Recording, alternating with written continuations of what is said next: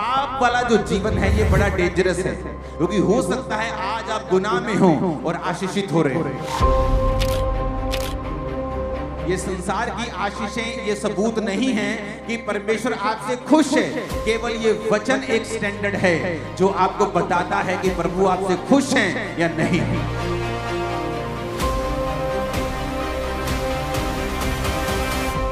पवित्रता एक गुण नहीं है, ये वेपन है, हथियार है तुम्हारे हाथ।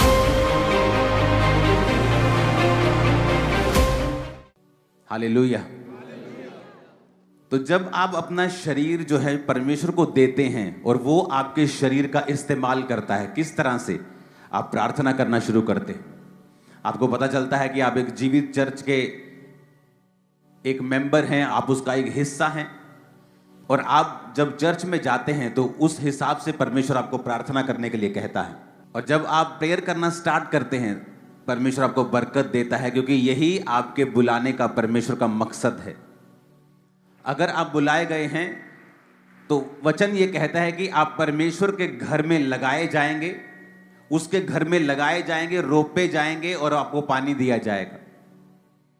जब आप परमेश्वर के घर में लगाए जाएंगे तो आपका फल जो है परमेश्वर के घर में आना चाहिए।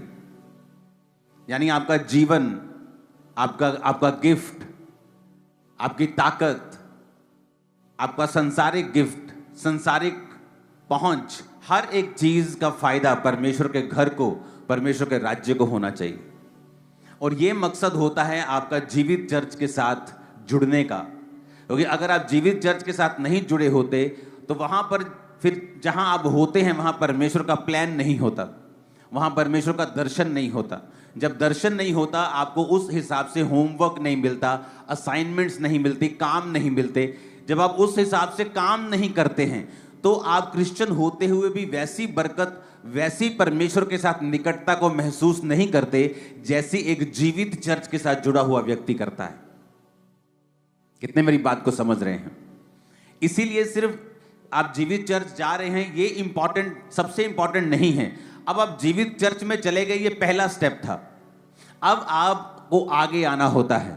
कोई इवेंजलिस्ट टीम में है, कोई काम कर रहा है, कोई बो रहा है, कोई प्रार्थना कर रहा है, कोई उपवास कर रहा है, और आपको परमेश्वर के कामों को, दर्शनों को जो परमेश्वर अपने दास को देता है या आपको देता है, इस विजन को, मिनिस्ट्री को देता है, उसके हिसाब से प्रार्थना करना, उसके हिसाब से उपवास रखना, उसके हिसाब से बोना, उसके हिसाब से अपने काम करने। अगर आपको कोई गिफ्ट है, आप सीए हैं, आप उस हिसाब से आप काम भी करते हैं, प्रार्थना भी करते हैं, दर्शन के साथ जुड़ते भी हैं, और फिर परमेश्वर आप पर बरकत देता है, क्योंकि फिर आप एक वैल्यूएबल मेंबर होते हैं उसके घर के।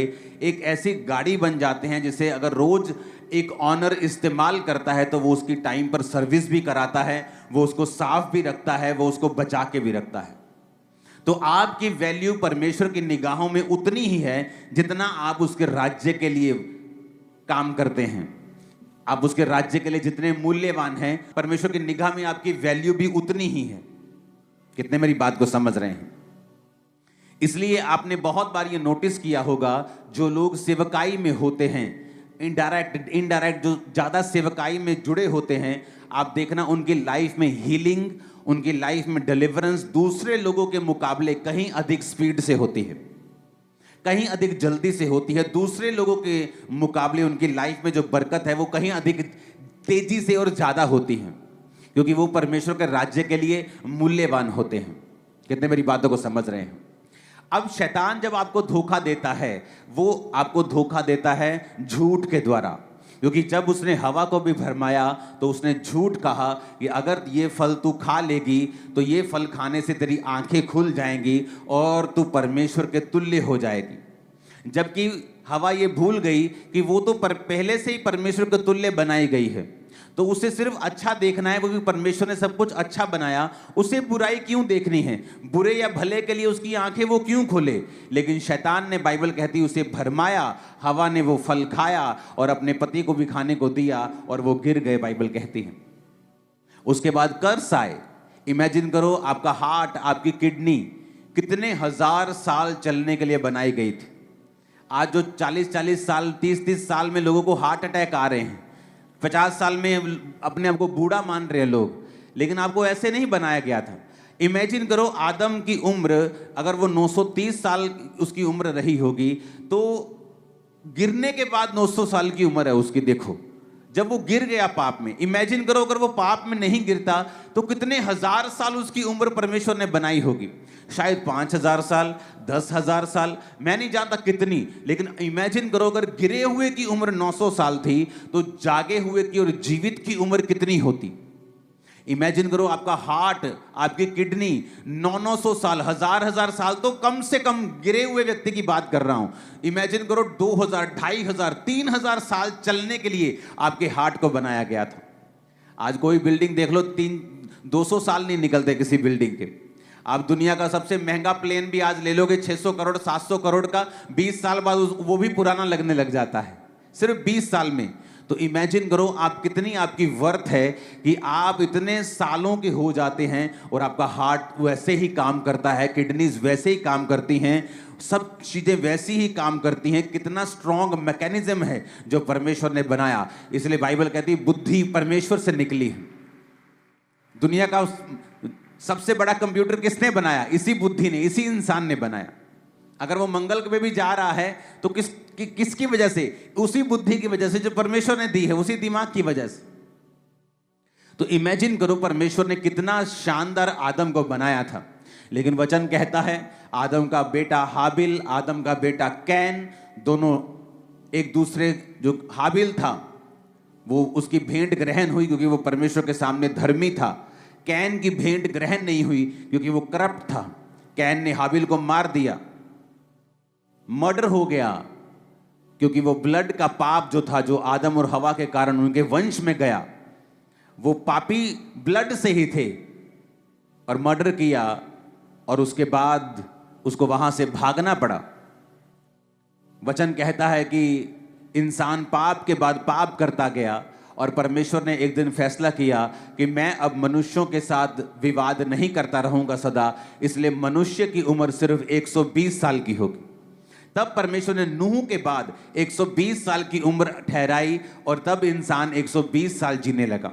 नूह तक सभी लोग 900 साल जीते थे, लेकिन उसके बाद लोग 700 साल जीने लगे, फिर 500, फिर 400, फिर 300, फिर 200। जल्दी जल्दी से उम्र जो थी वो कम होने लगी और एंड में 120 साल, जिस तरह मूसा 120 साल का होकर मरा, तो इस लाइन में परमेश्वर उस उम्र को आलाकर परमेश्वर ने टिका दिया और आज तो वो उससे भी आधी रह चुकी है। कई देशों में तो जो एवरेज उम्र है वो 60, 65, 66, 70 साल की रह चुकी है।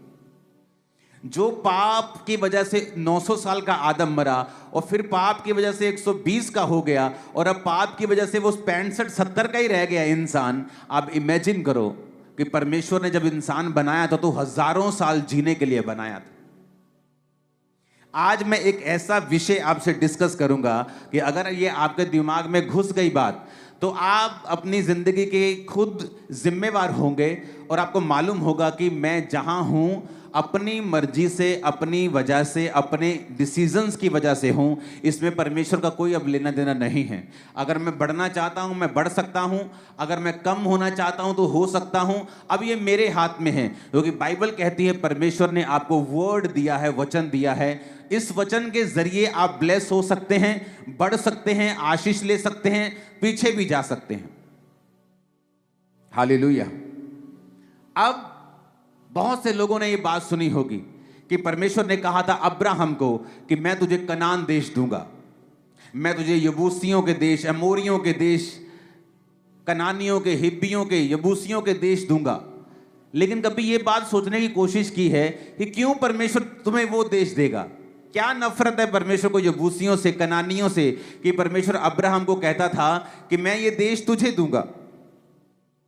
अगर हम उत्पत्ति 15 उसकी 18 से 21 आयत को पढ़ते हैं तो लिखा, इस दिन यहोवा ने अब्राहम के साथ ये वाचा बांधी कि मिस्र के महानद से लेकर परान नामक बड़े नद तक जितने देश हैं, फिर से पढ़ेंगे, इस दिन यहोवा ने अब्राहम के साथ ये वाचा बांधी कि मिस्र के महानद से लेकर परात नामक बड़े नद तक जितने देश हैं, अर्थात केनियों, कनज्जियों, कदमोनियों, हित्तियों, परिज्जियों, रपाइयों, एमोरियों, कनानियों, गिरगीशियों, यबूसियों, इन सबको मैंने तेरे वंश को दिया है। क्या नफरत थी परमेश्वर को इन देशों से कि परमेश्वर ये कहता था कि अब्राहम, मैंने ये देश जो है ये तेरे वंश को दिए हैं। उसको पढ़ने के लिए हमें पीछे जाना पड़ेगा। वचन कहता है कि जब नूह, उसकी पत्नी, उसके 3 बेटे और उसकी 3 बेटे की वाइफ्स, 3 बहुएं, सिर्फ वही रह गई थी, बाकी सब लोग जल प्रलय में मर गए जब पाप पृथ्वी पर बढ़ गया था। और वचन कहता है 1 साल के तकरीबन वो नूह की जो किश्ती थी वो उस किश्ती के अंदर रहे। अमेरिका में उस नूह की किश्ती की एक नकल बनाई है पूरी तरह से, कितनी वो लंबी थी, कितनी ऊंची थी। अब मैं अमेरिका में जाऊंगा इस साल, तो मैं वहां पे जरूर जाने वाला हूं देखने के लिए। तो जब वो 1 साल उस किश्ती में रहे और किश्ती से जब बाहर आए तो सिर्फ 8 जन इस पृथ्वी के ऊपर थे। नूह था, उसकी वाइफ थी, 3 बेटे थे और उसकी 3 पत्नियां यानी बहुएं, टोटल 8 जन थे।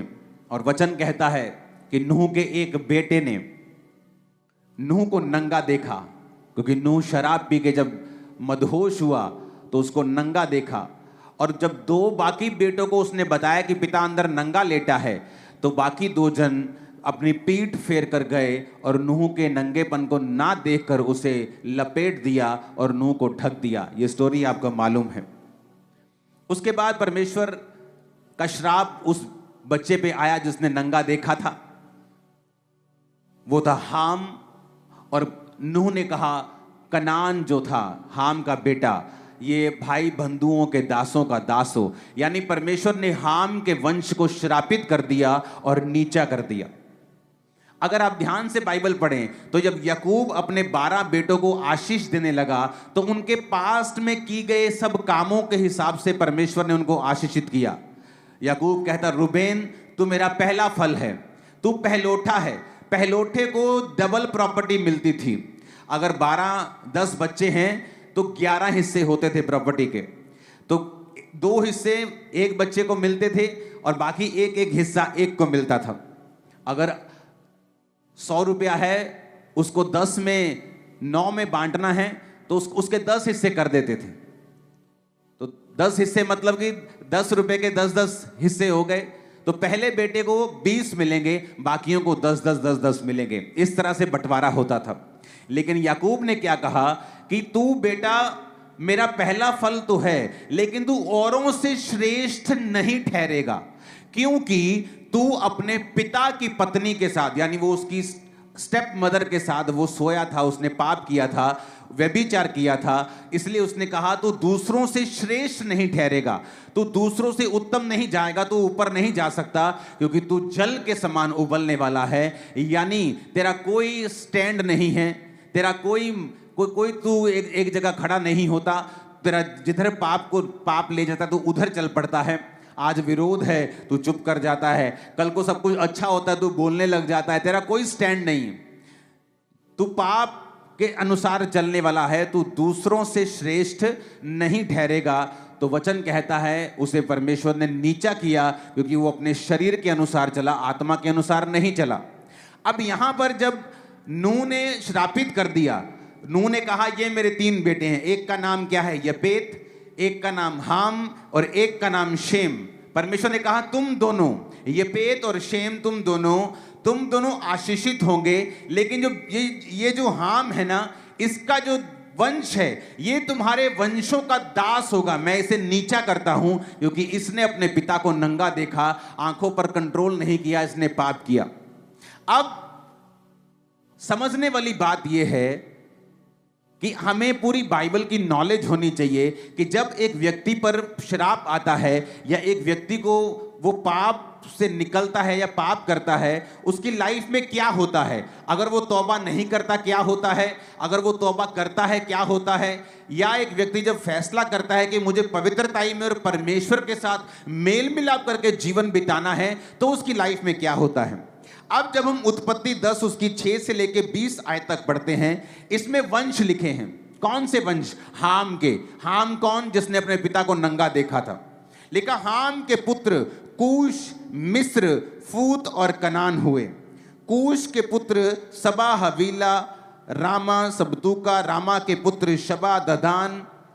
कूश के वंश में निम्रोद हुआ, जो पहला वीर हुआ पृथ्वी के ऊपर। वह यहोवा की दृष्टि में पराक्रमी शिकार खेलने वाला ठहरा। इससे ये कहावत चली कि निम्रोद के समान परमेश्वर की दृष्टि में पराक्रमी शिकार खेलने वाला। उसके राज्य का आरंभ शिनार देश में बेबोलीन, अरेख, अक्कद और कलने से हुआ। अब यहां पर आपने देखा कि ये कौन से वंश की परमेश्वर बात कर रहा है। एक ऐसे वंश की परमेश्वर बात कर रहा है जिसको श्रापित किया गया है। पर वचन क्या कहता है? वचन कहता है जिसको श्रापित किया गया था उसके वंश में पृथ्वी का पहला वीर निकला। कितने मेरी बात को समझ रहे हैं? अब मैं अपनी बात पे आ रहा हूं, ध्यान से कान खोलना। एक श्रापित वंश है जिसे खुदा ने कहा है कि तेरे बच्चे इन 2 बच्चों के दासों के दास होंगे, मैं उन्हें नीचा करता हूं। वो नौकरों के भी नौकर होंगे, बड़ा एक निम्न जीवन बिताएंगे, मैं उन्हें ऊंचा नहीं करूंगा, उन्हें आशीषित नहीं करूंगा। लेकिन वचन क्या कहता है? हुआ क्या उनके साथ? ऐसा कुछ नहीं हुआ अभी। वचन कहता है कि उनके वंश में एक वीर पैदा हुआ। पृथ्वी का पहला वीर उस वंश से पैदा हुआ जिस वंश को परमेश्वर ने श्रापित किया था। पर यह कैसे हो सकता है? सोचने वाली बात है। जब आप बाइबल पढ़ते तो सोचते तो होंगे ही कि एक तरफ अभी पिछली अध्याय में तो परमेश्वर इनको श्रापित कर रहा है, अगले अध्याय में यह लिख रहा है कि इसी वंश में एक ऐसा वीर पैदा होता है जो पृथ्वी का पहला वीर था। इतना बड़ा बड़ा परमेश्वर उनको ब्लेस कर रहा है, इतना उनका नाम कर रहा है, तो फिर ये श्रापित कहां से हुए?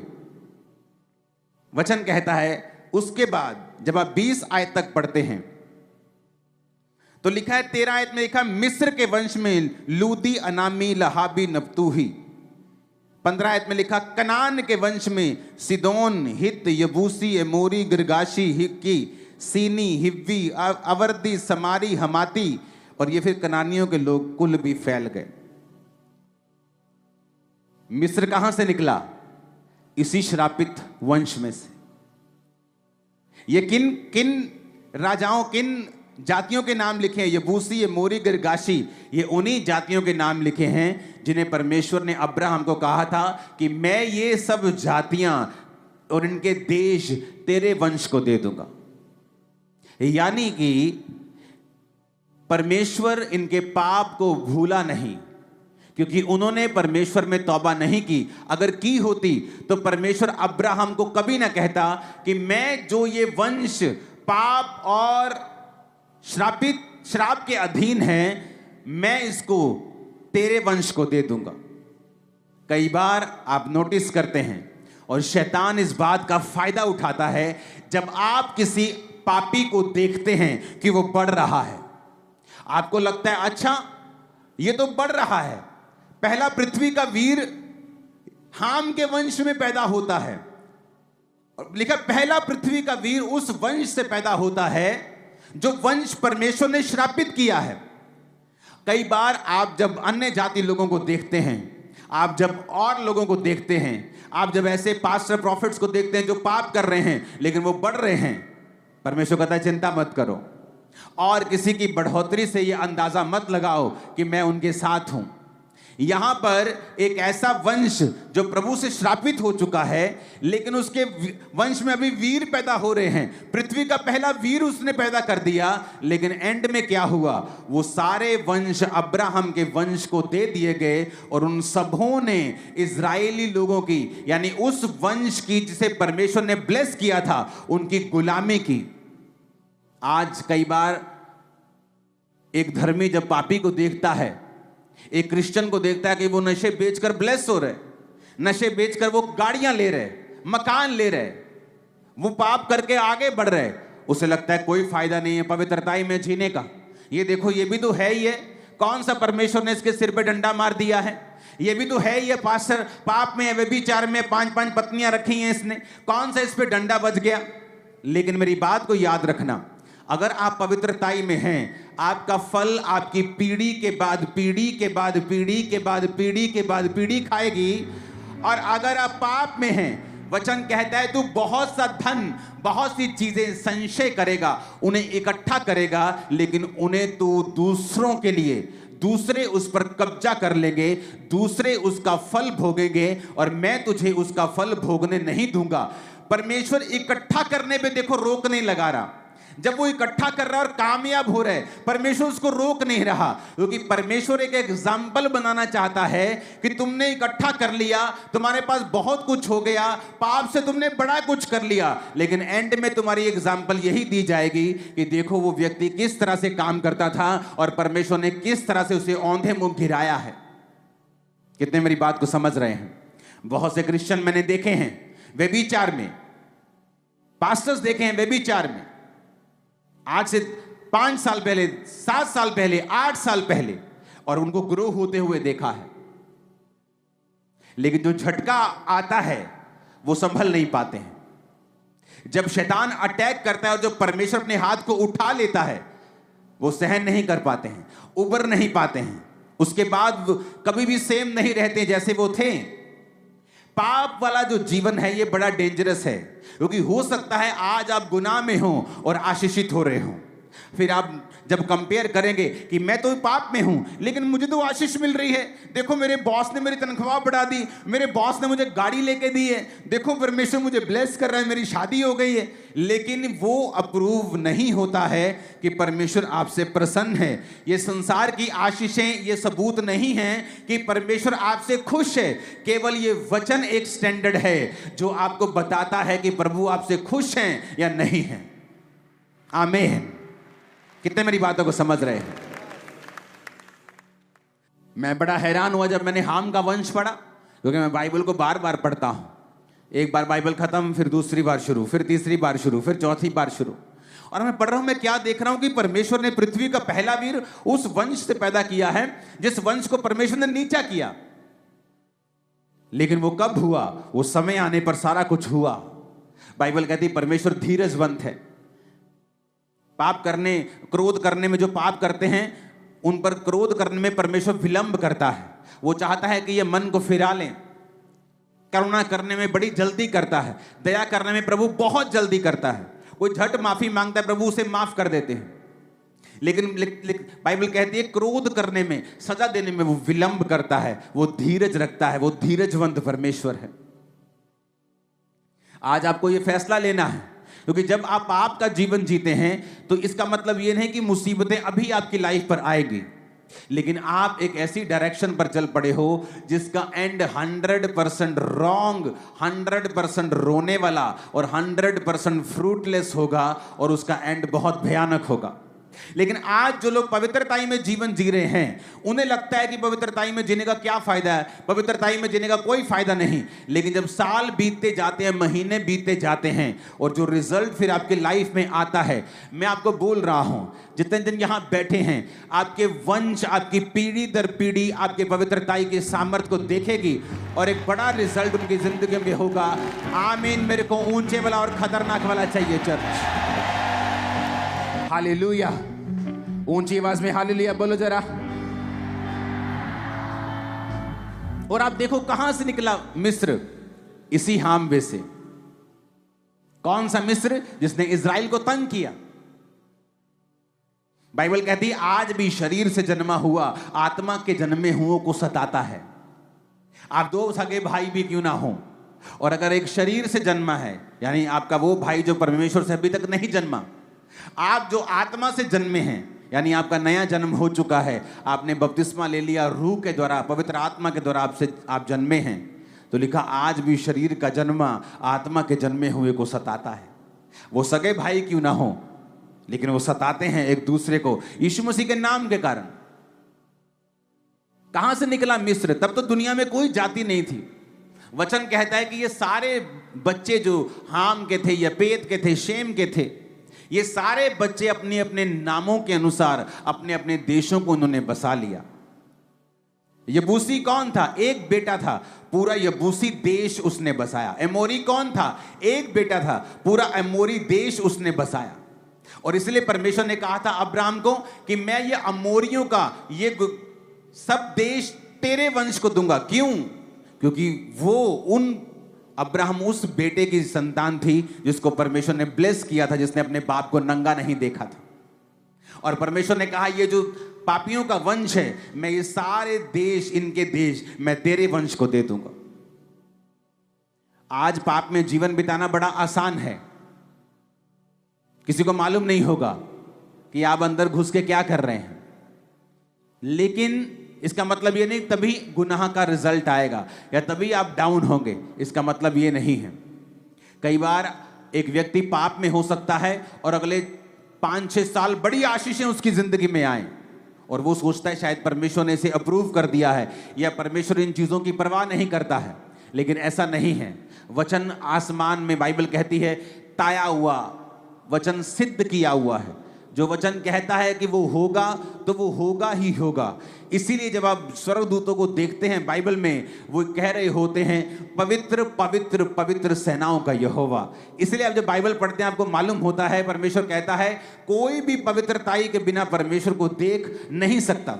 अगर आपकी लाइफ में बड़े से बड़ा बंधन है, ऐसा बड़ा बॉन्डेज है, चाहे वो पैसों का हो, कर्जे का हो, बीमारी का हो, तकलीफ का हो, फैमिली कर्स हो, डाइवोर्स हो, एनीथिंग, डिप्रेशन हो, मैं आपको बताता हूं, परमेश्वर की आत्मा ने, उसके पवित्र आत्मा ने मुझे तरीका बताया था कि तेरी जिंदगी में जितना भी बड़ा बंधन क्यों ना हो, चाहे मेडिकल साइंस में उसका इलाज ना हो, चाहे कोई कुछ भी क्यों ना हो, केवल अगर तू पवित्रताई में रहे, मैं तेरे बड़े से बड़े बंधन को तोड़ दूंगा, सारे बंधन तेरी लाइफ से टूट जाएंगे। ये मुझे परमेश्वर ने 2010-11 की मैं बात कर रहा हूं। जब आप सेवकाई में होते हैं, आप टीन एज से प्रभु के साथ हैं, आप जवान हैं, टेम्पटेशंस हैं, परीक्षाएं आपको घेरना चाहती हैं और उधर से बॉन्डेज भी दिख रहे हैं, बंधन भी दिख रहे हैं और आप बीच में खड़े हैं और आपको पता है कि मैं अगर पाप में जाऊंगा तो ये बंधन बने रहेंगे जो कोई नहीं जानता।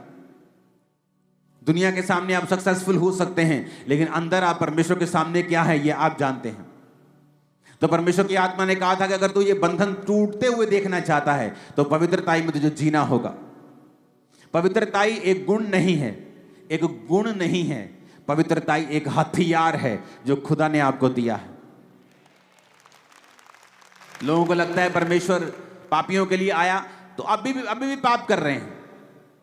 चर्च में आने वाले लोग 8-8 साल से अभी भी व्यभिचार में हैं, चर्च के ही लड़के लड़कियों के साथ। इमेजिन करो, और वो सोचते हैं कि अभी तो हमें सुख मिला है, अभी तो हमें सेटिस्फेक्शन मिली है, लेकिन वो बाइबल कहती है नाग दोना सा कड़वा रिजल्ट देगी ही देगी, क्योंकि जो व्यभिचार करेगा उसके नाम धराई, बाइबल कहती है उसकी बेइज्जती कभी मिटेगी नहीं।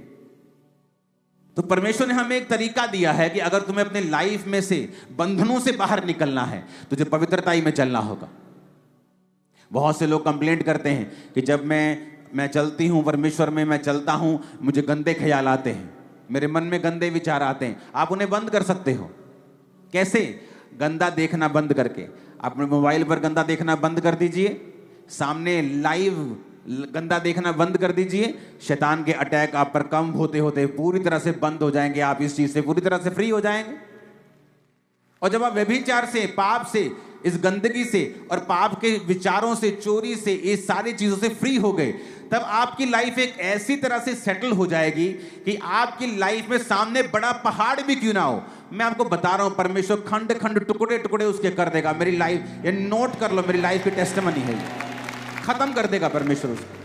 वो कितना बड़ा बंधन क्यों ना हो, सदियों से चलता क्यों ना आ रहा हो, आपके वंशों से चलता क्यों ना आ रहा हो, आपकी नानी, आपके माँ, आपके सब, आपके फैमिली के जो माता हैं, आपकी नानी हैं, डाइवोर्स या फैमिली इश्यूज या मैरिटल प्रॉब्लम चली हैं, आपकी लाइफ में हो रहा है, जस्ट पवित्रताई में जीना शुरू कर दो। इसलिए तो परमेश्वर ने कहा कोई पवित्रताई के बिना मुझे देख नहीं पाएगा। इसलिए दूत कहते हैं पवित्र पवित्र पवित्र, क्योंकि पवित्रताई एक हथियार है, एक वेपन है आपके पास। आप इस वेपन को यूज कर सकते हो शैतान के खिलाफ, उसके किंगडम के खिलाफ। आप देखोगे पवित्रताई में जीने वाले लोग, परमेश्वर ने कहा मैं दुश्मनों के गढ़ में तुझे बढ़ाऊंगा और कोई तुझे टच नहीं कर पाएगा, कोई तुझे छू नहीं पाएगा।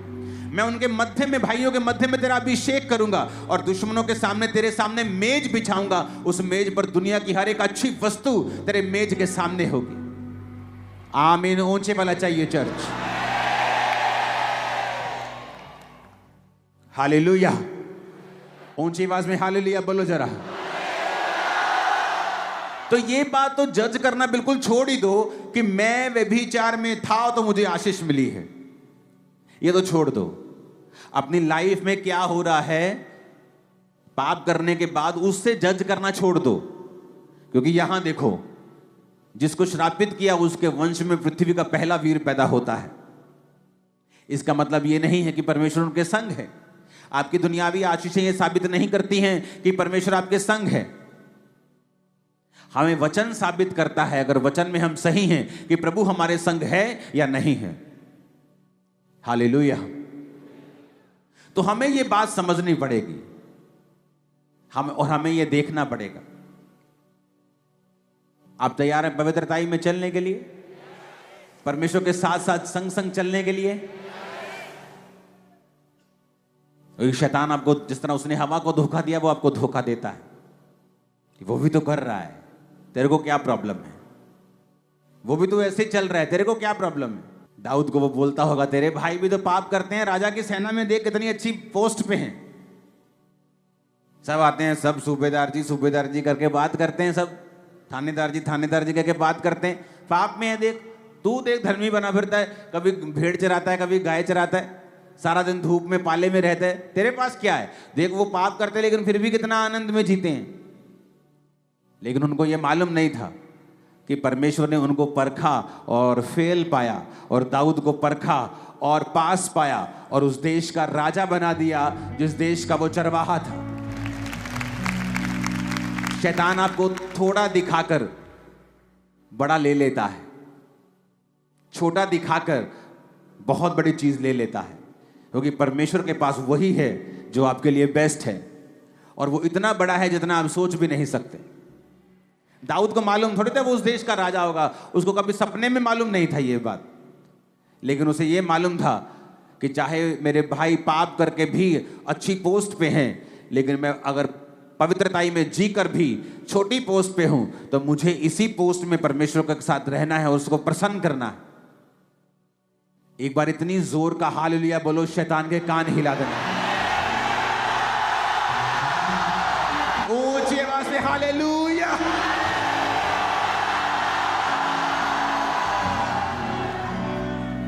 आज खुदावंद ऐसी आर्मी को ढूंढता है जो पवित्रताई में चल सके, और फिर आप इस्तेमाल होंगे जबरदस्त रीति के साथ।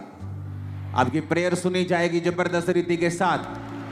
आप सफल होंगे, मैंने कहा आप सफल होंगे इन जीसस नेम। परमेश्वर ने क्या कहा मालूम? उसने कहा तो अपने माथे के पसीने की रोटी खाया करेगा। तो अपने माथे के पसीने की रोटी खाया करेगा। औरत को कहा मैं तेरे गर्भवती होने के दुख को बहुत बढ़ाऊंगा, तो बहुत पीड़ित होकर बालक उत्पन्न किया करेगी। और आदमी को कहा तू पसीने, माथे पसीने की तू एफर्ट करेगा, तू जितना बोएगा उतना फल नहीं आएगा। आज हर घर घर की कहानी है, जाके देख लो। बहुत काम करते हैं, फल नहीं आता, काम बहुत करते हैं, रिजल्ट नहीं आता, कर्जे में है। और जिस दिन आप पवित्रताई में जीना शुरू कर देते हैं, आप मेहनत करते हैं, फल 100 गुना आता है। एक एक कर्ज परमेश्वर ने हमारी लाइफ से दूर किया है। 2015 में जब मेरी बेटी का जन्म होना था, तो डिलीवरी डेट आ चुकी थी, लेकिन हम चर्च में मीटिंग कर रहे थे, संडे का दिन था, तो संडे में मीटिंग कर रहे थे। तो संडे जब घर गए तो हल्की सी पेन स्टार्ट हुई, तो हमने कहा वेट करते हैं। सुबह तड़के डॉक्टर के पास चले गए डिलीवरी के लिए, तो डॉक्टर का घर ऊपर ही था हॉस्पिटल के। उसने कहा कोई बात नहीं, अभी पेन्स होंगी, अभी ये होगा वो होगा, थोड़ा देखते हैं, उसके बाद फिर बेबी डिलीवर करेंगे। वो भी ऊपर बेचारी तड़का लगाने जा रही थी अपनी सब्जी को, और नीचे बेबी हो गया था विदाउट पेन इंजेक्शन के, विदाउट पेन किलर इंजेक्शन के, तब भी पेन नहीं हुआ। उसने कहा मैं तेरे गर्भवती, पीड़ा होगी बहुत कम, पर कहता मैं तेरे गर्भवती होने की पीड़ा को अब बढ़ा दूंगा क्योंकि तूने पाप किया। जिस दिन आपको पवित्रताई में जीने के फायदे समझ आ जाएंगे, मैं आपको बता रहा हूं, आप शैतान के रोज 100 जूतियां मारा करोगे। आज लोग मेरी लाइफ को देखकर हैरान होते हैं। मुझे कोई काम अपना करना होता है पर्सनल, मैं बड़े बड़े काम कर लेता हूं बिना टाइम वेस्ट, बिना मेहनत किए। सारा दिन सेवकाई करता हूं मैं। अगर मुझे पर्सनल कमाना हो तो मैं बिलियनर्स की लिस्ट में आ जाऊंगा कुछ सालों में। लेकिन मैं इतना कमाता हूं अपनी साइड पे कि मुझे चर्च पर निर्भर ना होना पड़े। और लोग हैरान होते हैं मेरी लाइफ के देखे कि आप इतना बड़ा काम साइड पर ही एक नंबर में सब कुछ सही बिना एफर्ट के कर लेते हो। परमेश्वर ने कहा, जब तू मेरे साथ मेल मिलाप कर लेगा, फिर तू दुख की रोटी नहीं खाएगा, सुख की खाएगा। जिस दिन आपको फायदे नजर आने शुरू हो जाएंगे और आपकी आईज ओपन हो जाएंगे कि पवित्रताई में जीने के फायदे क्या हैं। आप एक बहन है, पवित्रताई में चल रहे हैं, वही हस्बैंड आपके सामने आएगा जो परमेश्वर की ओर से होगा। आप करेक्टर में रॉन्ग हैं, आप 36 रॉन्ग के साथ मिलेंगे। जिस दिन आपको पवित्रताई के फायदे और प्रभु के साथ चलने के फायदे समझ आ गए कि परमेश्वर ने आपके लिए क्या रखा हुआ है, आप वही बिजनेस करेंगे। आपकी बुद्धि ओपन होगी, रिजल्ट आएंगे, रास्ते साफ होंगे, एफर्टलेस आपकी लाइफ चलेगी। मैं आपको बता रहा हूं, लोगों को लगता है इतनी बड़ी सेवकाई, 200 चर्चेस चलाना, इतना काम, ये बहुत सिरदर्द होता होगा। जब 1500 लोग थे, उससे कम सिरदर्द, कम से भी कम जीरो लेवल का सिरदर्द आज है जब 4 लाख लोग हैं। मैं सच कह रहा हूं। क्या हम काम नहीं करते? करते हैं। उससे काम तो उससे ज्यादा है, कोई शक नहीं, मेहनत उससे ज्यादा है, लेकिन वो वाली मेहनत नहीं, स्ट्रेस वाली मेहनत नहीं। आप काम करें, काम करने को इंसान बना है, आप बिजी रहते हैं, अच्छे रहते हैं, लेकिन कितने मेरी बात को समझ रहे हैं? तो जब आपको यह समझ आना शुरू होता है कि परमेश्वर ने आपके लिए जीने का एक तरीका ठहराया है और उस तरीके के अनुसार जब आप चलते हैं, आप अपनी लाइफ के चारों तरफ से ब्लेस होते हैं। आपके बच्चे, आपकी लाइफ, वाइफ, हस्बैंड, आपका बिजनेस, फाइनेंस, सेवकाई, जो कुछ भी है वो परमेश्वर के कंट्रोल में, हाथ में रहती है और वो आपको सुख देती है। बहुत से लोग हैं जो बड़ी सेवकाइयां करते हैं, लेकिन उनकी पर्सनल लाइफ जाके देखो, उनका घर कचरा हो चुका है। 10 बार वाइफ से रोज लड़ाई होती होगी। उस सेवकाई को मेंटेन करने के लिए 10 जगह चक्कर लगाने पड़ते हैं, क्योंकि पवित्रताई में जब जीवन नहीं है तब आप अपने एफर्ट से, अपनी ताकत से आपको चलाना पड़ता है। लेकिन कब तक चलाएंगे अपने एफर्ट से? बाइबल कहती न बल से, न शक्ति से, बल्कि उसकी आत्मा के द्वारा। बहुत से लोगों ने ये टेस्टिमनी सेम दी है। ऐसे देशों में जो गरीब देश हैं, एक पास्टर ने फैसला किया, पवित्रताई में चलूंगा, प्रार्थना नहीं छोड़ूंगा और टाइथ नहीं छोड़ूंगा, और उस देश के सबसे बड़े बड़े पेंटिकोस्टल स्ट्रक्चर बनाए हैं, दुनिया का सबसे बड़ा स्टेडियम बना रहा है। रीजन, पवित्रताई में चलना। जब समझ आ जाती है कि पावर ऑफ होलीनेस क्या है, पवित्रताई की सामर्थ्य क्या है, क्योंकि ये एक गुण नहीं है कि सिर्फ हम पवित्रताई में चलते हैं, हाँ हम अच्छे हैं। नहीं भाई साहब, मेरी बहनों, ये वेपन है, हथियार है तुम्हारे हाथ में। तुम शैतान को काट दोगी, सारे बंधन तोड़ दोगी यीशु मसीह के नाम में। और इसलिए तो शैतान हैप्पी रहता है जब एक व्यक्ति पाप में होता है, चाहे वो सेवा करता रहे, गाता रहे, कैमरा पकड़ के खड़ा रहे, माइक पकड़ के खड़ा रहे, कुछ भी करता रहे। शैतान को पता है कि मैंने इसे बांधा हुआ है, ये आगे नहीं बढ़ पाएगा। और जब वो व्यक्ति बंधा हुआ होता है, फिर वो देखता है यार रिजल्ट नहीं आ रहा सेवा करने के बाद भी। अरे पवित्रताई में सेवा करनी है, क्योंकि अगर कोई पवित्रताई में नहीं है तो आप जानते हैं कि ये गा रहा है, ये माइक पकड़ के खड़ा है, ये माइक प्रीच कर रहा है, ये कैमरा पकड़ के खड़ा है, लेकिन प्रभु को नहीं पता ये खड़े हैं, उसको नहीं मालूम। वो तो कहता है, अंत में कहता है, हे कुकर्म करने वालों मुझसे दूर हो जाओ। बोलते प्रभु तेरे नाम में बड़े बड़े काम किए। प्रभु कहता है मैं नहीं जानता भाई, तुमको कौन हो तुम? क्या वो झूठ बोल रहे थे? प्रभु तेरे हमने तेरे नाम में बड़े काम के, झूठ थोड़ी बोल रहे थे वो। अगर झूठ बोलते तो प्रभु कहता चल झूठे भाग जा, वो सच कह रहे थे वो, लेकिन पवित्रताई में जीवन नहीं बिताया। कितने मेरी बात को समझ रहे हैं? पवित्रताई एक वेपन है, एक हथियार है। बोलो अपने पड़ोसी को, पवित्रताई एक हथियार है। शैतान ये चाहता है तेरा हथियार थोथा हो जाए, किसी काम का ना रहे,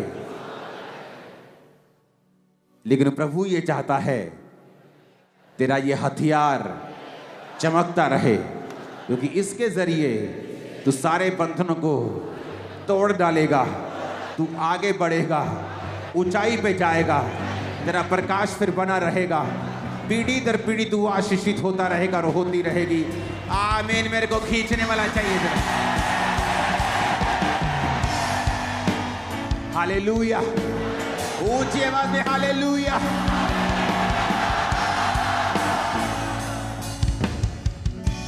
आमीन। आप मेरी बात को समझ रहे हैं कि नहीं? यही परमेश्वर की मर्जी है आपकी लाइफ में। लाइफ फिर सेम नहीं रहेगी। आप चुगली करते हैं, पवित्रताई खराब होती। आप किसी के साथ वैर विरोध रखते हैं, आपकी पवित्रताई खराब होती। आपको जो परमेश्वर कहता है उसे बोल दीजिए, पर दिल में वैर रखना, किसी का बुरा चाहना, उसके लिए प्लान करना कभी मत कीजिए। कितने इन बातों को समझ रहे हैं? मोस्टली इंटरनेट, आप देखो शैतान किस तरह से काम करता है। आप इंटरनेट खोल के चलो बैठ जाओ, फेसबुक इंस्टा खोल लो, आपको 90% जोक्स हस्बैंड और वाइफ के जो आएंगे हमेशा डफर किस्म के आएंगे। हस्बैंड और वाइफ की सहभागिता को कमजोर करने वाले होंगे, या वाइफ को उसमें मूर्ख दिखाया जाएगा या हस्बैंड को मूर्ख दिखाया जाएगा। कितने मेरी बात को समझ रहे हैं? वाइफ की कमियां दिखाई जाएंगी, चाहे वो कॉमेडी कर रहे हैं, लेकिन आपकी स्पिरिट में एक मैसेज जाता है। जब स्पिरिट में एक मैसेज चला जाता है तो फिर आप बाहर ढूंढना शुरू करते हैं और वहां पर आप मिस कर जाते हैं मार्क, एक स्टैंडर्ड जो परमेश्वर ने आपकी लाइफ के लिए ठहराया है।